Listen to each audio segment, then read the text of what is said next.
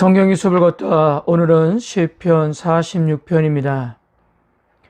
시편 46편은 다양한 문제를 가진 다양한 성도를 위해 오래전에 쓰인 것이지만 메시지는 시간에 구애받지 않고 모든 세대의 사람에게 적용되는데요. 이 시편은 구원하시는 주님의 임재에 대한 확신을 가장 힘있게 노래한 시편 가운데 하나입니다.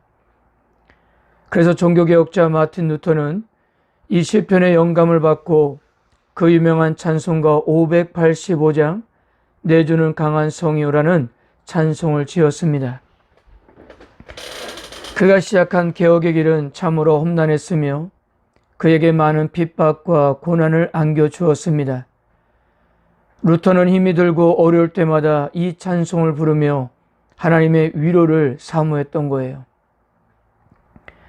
그래서 46편은 오늘 우리 그리스도인들에게도 힘들고 어려운 시기에 유일하고 확실한 피난처, 즉 전능하신 하나님을 향한 믿음의 중요함을 상기시켜주고 있고요.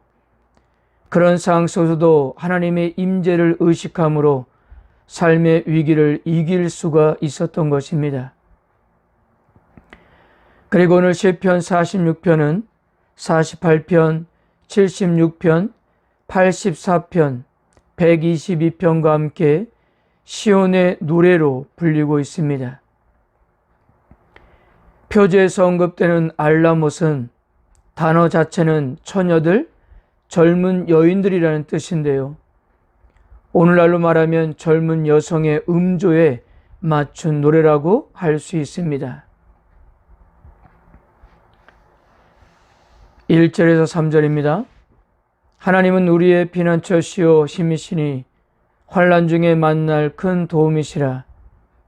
그러므로 땅이 변하든지 산이 흔들려 바닷 가운데 빠지든지 바닷물이 솟아나고 뛰놀든지 그것이 넘침으로 산이 흔들릴지라도 우리는 두려워하지 아니하리로다. 환난으로 번역된 자라는 좁게 만들다, 묶여있다, 제한되다라는 뜻에서 나온 단어로 궁핍, 고통, 재난을 뜻합니다. 다양한 정황 가운데 얽매이게 되는 강력한 압박과 고통, 혼란을 가리켜요. 이런 어려움은 인간이라면 어느 누구도 스스로 극복할 수 없는 사항입니다. 탈출구가 보이지 않고 움직일 수도 없는 생명의 위협을 받는 어려운 상황을 가리켜요. 그래서 성도들은 하나님을 찾는다는 것인데요. 이런 상황에서 하나님은 피난처가 되시고 힘이 되시고 도움이 되신다는 고백입니다. 피난처라는 것은 재난이나 위험이 발생할 때 해를 당하지 않고 어려움을 겪지 않도록 보호받을 수 있는 곳을 말하고요. 힘이라는 것은 연약한 백성에게 하나님의 능력을 나타내 주심으로 의지가 된다는 의미입니다. 도움이라는 것은 인간 스스로가 할 수 없는 것을 하나님께서 행하시는 것을 의미해요.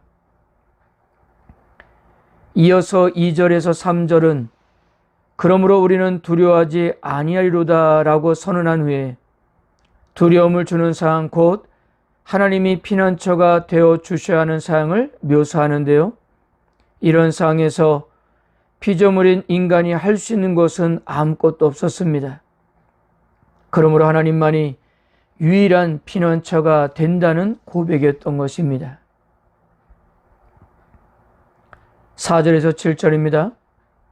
한 시내가 있어 나뉘어 흘러 하나님의 성, 곧 지존하신 이의 성소를 기쁘게 하도다. 하나님이 그 성중에 계심에 성이 흔들리지 아니할 것이라. 새벽에 하나님이 도우시리로다. 문나라가 떠들며 왕국이 흔들렸더니 그가 소리를 내심에 땅이 녹았도다. 만군의 여호와께서 우리와 함께 하시니 야곱의 하나님은 우리의 피난처시로다.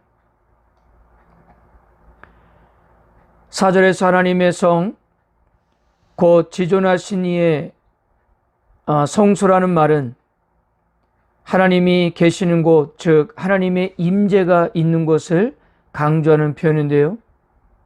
여기서 하나님의 성은 시온을 말하는 것이고 결국 하나님의 백성을 의미합니다. 그러니까 백성들 가운데 하나님께서 임재하신다면 하나님의 풍성하고 생명력 있는 공급을 경험하게 될 것이고요. 문나라가 떠들며 흔들려 해도 하나님이 거하시는 백성은 결코 흔들리지 않는다는 것입니다. 문나라가 떠들며라고 할 때 떠들며라고 번역된 하문은 포효하다, 우르렁거리다, 소란스럽다는 뜻인데요. 그렇게 무섭게 달려와도 하나님은 새벽에 도우신다고 했습니다. 새벽은 해 뜨는 것과 연결되어 밤에 어둠이 끝나고 새로운 날이 시작되는 것을 의미하는데요. 자신의 백성을 돕기 위해 역사에 개입하시는 하나님의 간섭을 묘사하는 아주 적절한 이미지라 할 수 있습니다. 또한 야곱의 하나님은 우리의 피난처 시로다에서 야곱을 언급한 것은 하나님이 이스라엘의 조상과 맺은 언약을 가리키는 것 뿐만 아니라 절박한 야곱과 그의 후손을 다루시는 하나님의 능력과 은혜를 강조한 것인데요. 여기에서 피난처는 1절에서 말한 피난처와 약간 다릅니다. 1절에서 피난처는 재난이나 위험이 발생할 때 해를 당하지 않고 어려움을 겪지 않도록 보호받을 수 있는 곳이라고 한다면 7절에서 피난처로 번역된 미스가브는 너무 높아서 도달하기 어려운 곳, 즉 요새와 같은 곳을 말합니다. 그러니까 만군의 하나님이 이스라엘을 위해서 싸우시며 이스라엘이 적군에게 해를 당하지 않도록 난공불락의 높은 요새와 같이 지키신다는 거예요. 마지막으로 10절에서 11절만 보겠습니다. 이르시기를 너희는 가만히 있어 내가 하나님됨을 알지어다. 내가 문나라 중에서 높임을 받으리라. 내가 세계 중에서 높임을 받으리라 하시도다.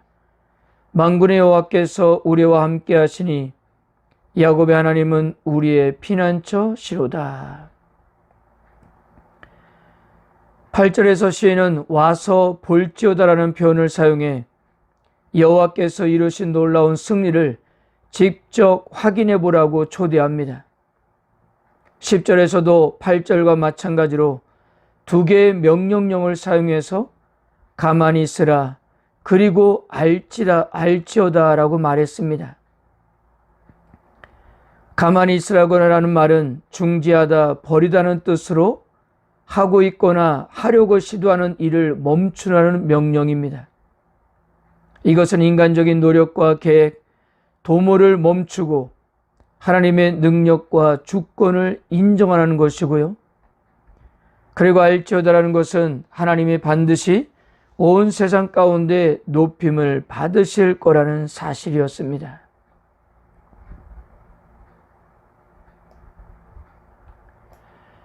사랑하는 성도 여러분, 어려울 때 누군가와 함께하는 것으로만으로도 우리는 위로를 받습니다. 그래서 고난길을 갈 때 우리에게 정말 필요한 것은 누군가 우리와 함께 해주는 것인데요. 오늘 시인은 이렇게 고백했습니다. 만군의 여호와께서 우리와 함께 하시니 야곱의 하나님은 우리의 피난처시로다.